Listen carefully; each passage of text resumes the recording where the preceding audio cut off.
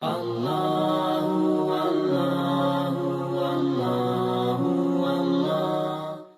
first point, kalau kita tak dapat buktikan memang wujudnya mereka ingin menyampaikan doktrin mereka. Furthermore, there is also a struggle for greater religious freedom in terms of worship, propagation of the gospel, and even social service to people of other faiths, especially the Muslim. Dengar tak apa dia cakap? Saya ulang tuan-tuan dan puan-puan kan nanti tak dengar pula. Furthermore, there is also a struggle for greater religious freedom in Malaysia in terms of worship, propagation. Propagation tu penyebaran, propagation of the gospel. Gospel tu agama Kristian.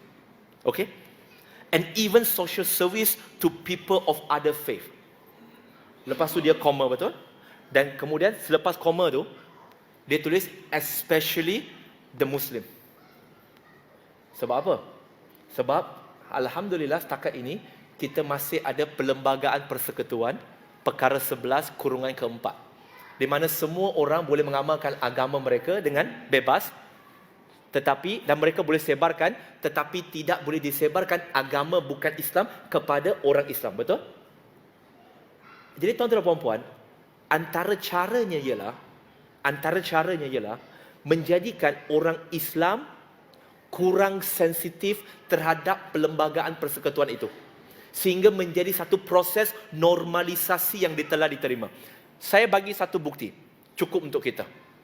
Dalam beberapa tahun ini, kita kata dalam tempoh 10 tahun kebelakangan ini, banyak ke tidak berita di mana ada bukti, video, gambar di mana penganut agama lain menyebarkan doktrin mereka kepada orang Islam. Ada ke tak? Ada kan? Setakat ini, ada tak orang yang telah didakwa kerana menyebarkan doktrin mereka kepada orang Islam? Tak ada. Undang-undang ada, tetapi tak ada pendakwaan. Dan kalau perasan tuan-tuan dan puan-puan, kebelakangan ini, bukan salah kerajaan baru, jangan masukkan politik. Dulu pun dah ada. Okay, please. Jangan semua benda nak. Sebab tuan-tuan dan puan-puan, bila mana kita mempolitikkan segala isu, maka kita akan blinded bahawa salah dia. Tak.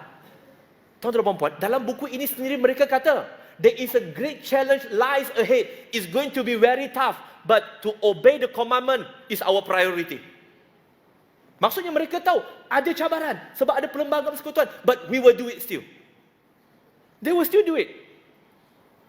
Tuan-tuan dan puan-puan muslimin dan muslimat, kebelakangan ini banyak ke tidak berlaku di mana contoh saya secara peribadi menerima mesej, gambar, video di Facebook saya, di Instagram saya.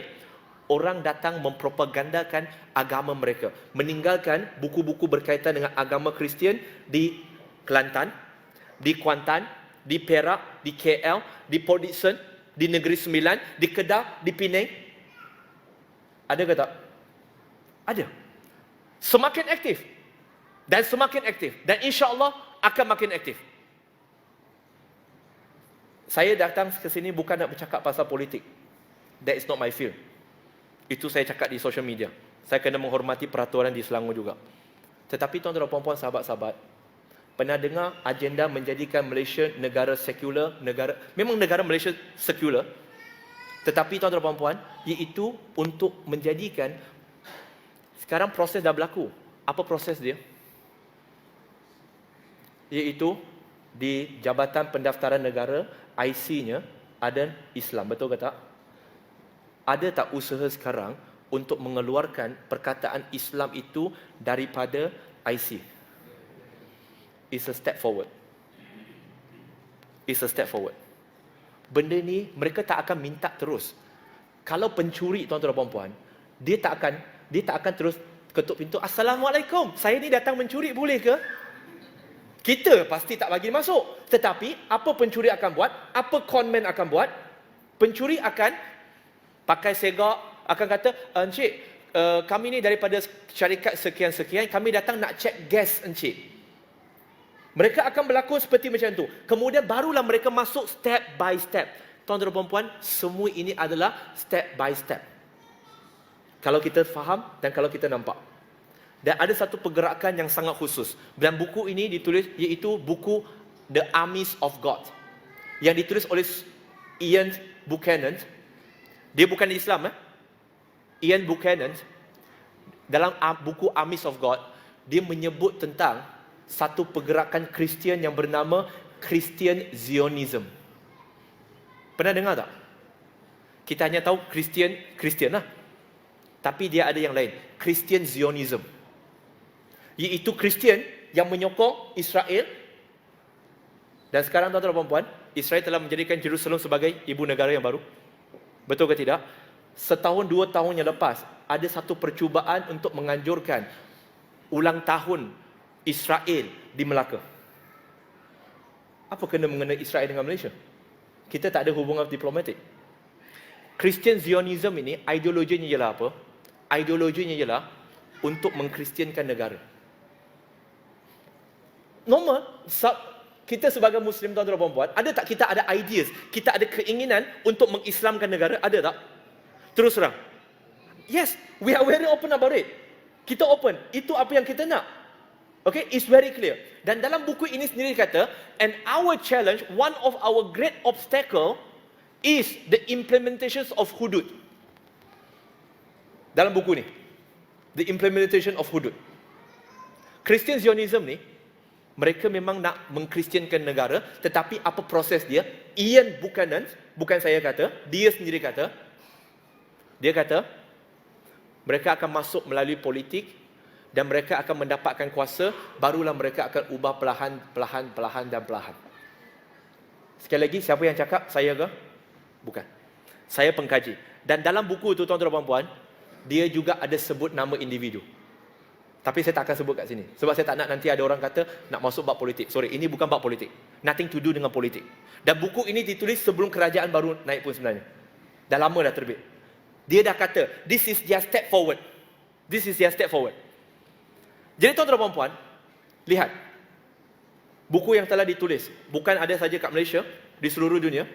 Breaking the Islamic Code. Muslim bertanya, Kristian menjawab. Ini sebagai persiapan. Kalau kita tengok nama buku ini, nama dan atribut Allah, kita rasa, best ni. Nak kenal Asmaul Husna, betul? Silap. Buku ini adalah buku missionary Kristian. Bagaimana menggunakan nama Allah bila nak guna, masa nak guna untuk mempropagandakan agama Kristian kepada penganut Muslim. Buktinya kat mana? Saya bagi ini buktinya. Di Hong Kong, 2018 saya pergi 4 kali ke negara Hong Kong. 2019 saya pergi 2 kali. Saya memiliki hubungan yang sangat baik dengan Islamic Union of Hong Kong. Semua masjid di Hong Kong saya dah pernah pergi. Dan mereka kenal saya sebab saya bagi training dakwah di situ. Tahu tak apa yang missionary di situ buat? Akan bawa ke Malaysia, insya-Allah. Dan memang pun dah berlaku. Tuan-tuan dan puan, missionary Kristian di sana, mereka tahu Masjid Kowloon. Siapa pernah pergi Hong Kong? Masjid Kowloon, kebiasaannya, jemaah dia paling ramai adalah dari Indonesia, dari Pakistan, dari India, dari Sri Lanka. Sama juga di Masjid Wan Chai. Itu juga adalah ramai orang Indonesia. Jadi, orang Islam, dia guna nama Jesus ke Isa? Dia guna Isa. Dia guna Isa. Dan dibanting mereka, mereka tak kata God the Father say. Mereka kata Allah berfirman, Isa berkata. Dan mereka memberikan risalah dalam bahasa Melayu, bahasa Indonesia kepada pekerja-pekerja Indonesia yang berada di Hong Kong. Kalau untuk orang India yang bercakap Urdu, mereka akan bagi risalah dalam Urdu. Mereka guna nama Allah, mereka guna nama Isa. Untuk contextualization. Itu maksud dia. Diajar kepada mereka questioning Islam. Bagaimana untuk bertanya soalan kepada Muslim. Dan qadar Allah, pagi tadi saya terima satu message, bukan dari saya, seorang Muslim, saya tak mau sebut nama, dia message kepada PA saya. Dan dia kata sekarang ni dia ada gangguan iman. Iman dia tergugat. Maka ditanya kepada dia, apa gangguan iman kamu? Lalu dia bagi tahulah soalan yang dia nak tanya tu. Dia terganggu dengan satu soalan yang dilontarkan oleh sahabat dia. Tuan-tuan dan puan-puan, saya sekali lagi saya tegaskan, saya bukan nak suruh tuan-tuan dan puan-puan marah Kristian. Kerana tuan-tuan dan puan-puan, mereka orang Kristian ni orang yang baik. Mereka percaya agama Kristian adalah agama yang benar. Siapa yang tak masuk Kristian akan masuk neraka. Itu kepercayaan mereka. Kita pun percaya inna dina indallahi Islam, betul? Allah